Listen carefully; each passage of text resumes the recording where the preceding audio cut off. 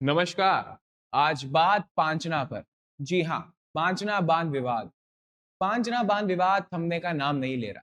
हम लगातार देख रहे हैं कि रोज कुछ ना कुछ राजनीतिक उथल पुथल पांचना बांध पर हो रही है। सबसे पहले उस विवाद की बात कर लेते हैं जो चरम पर चल रहा है पांचना बांध। पांचना बांध में एक विवाद है जहां पर बांध का पानी खोलने को लेकर दो समुदाय, मीणा समुदाय और गुर्जर समुदाय के बीच में ठनी हुई। मीना समुदाय चाहता है कि बांध का जो गेट है वो खोला जाए और गुर्जर समाज कहीं ना कहीं ये कह रहा है कि ये गेट हम तब खुलने देंगे जब सबसे पहले इसका पानी हमें मिले। पर ये जितनी बड़ी समस्या सामाजिक दिख रही है उससे बड़ी ये समस्या राजनीतिक भी है।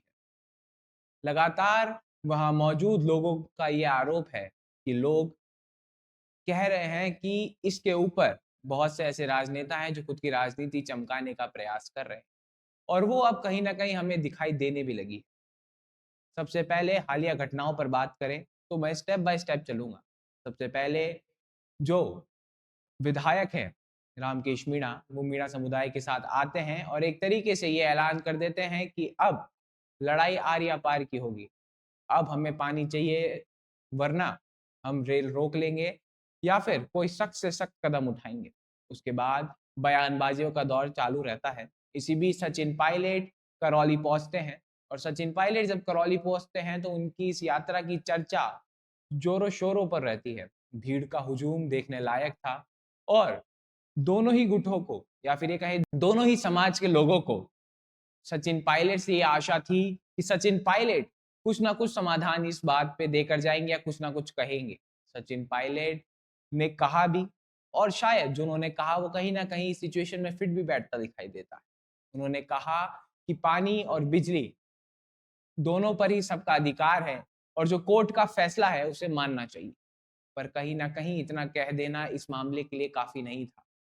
शायद ये मामला तभी ठीक होगा जब दोनों समुदायों के नेता, बड़े नेता जो एक तरीके से जिन पे एक तरीके से ये टैग है कि वो अपने समाज का प्रतिनिधित्व करते हैं, वो जब तक आमने-सामने नहीं बैठेंगे, अपने समाज के प्रतिष्ठित लोगों को अपने साथ बैठाकर आमने-सामने बैठकर इस विषय पर चर्चा नहीं करेंगे, इसे कैसे सुलझाना चाहिए, तब तक ये मामला कहीं न कहीं अटका ही रहेगा।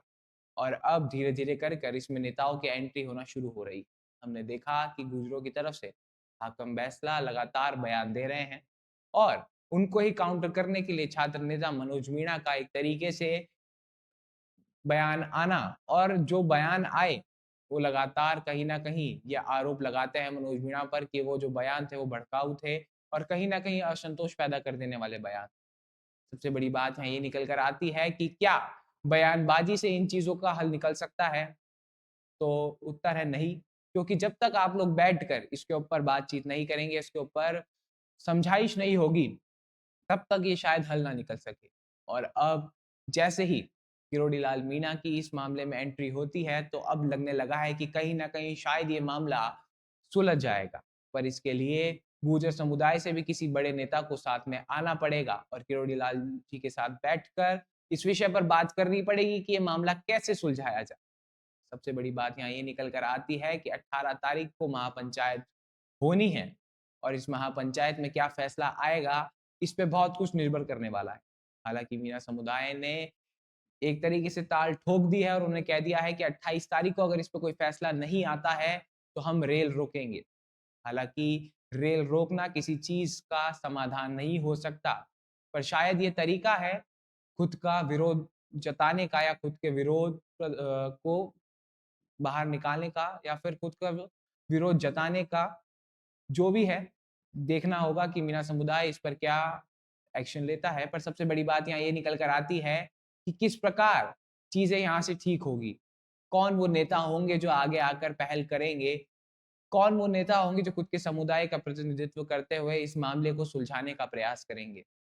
क्यों इस मुद्दे को जातीय बनाया जा रहा है? क्या इसके पीछे कोई राजनीतिक लाभ लेने का प्रयास कोई नेता कर रहा है?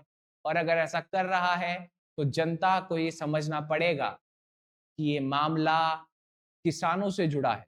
किसी समुदाय विशेष को एक तरीके से इसमें डालकर उन्हें लड़ाने का जो प्रयास कोई भी नेता कर रहा है, वो बिल्कुल गलत है और ऐसा बिल्कुल नहीं होना चाहिए। खैर, इस विषय में आप क्या मानते हैं, आपके क्या विचार है, आपकी क्या राय है, हमें ज़रूर बताएँ।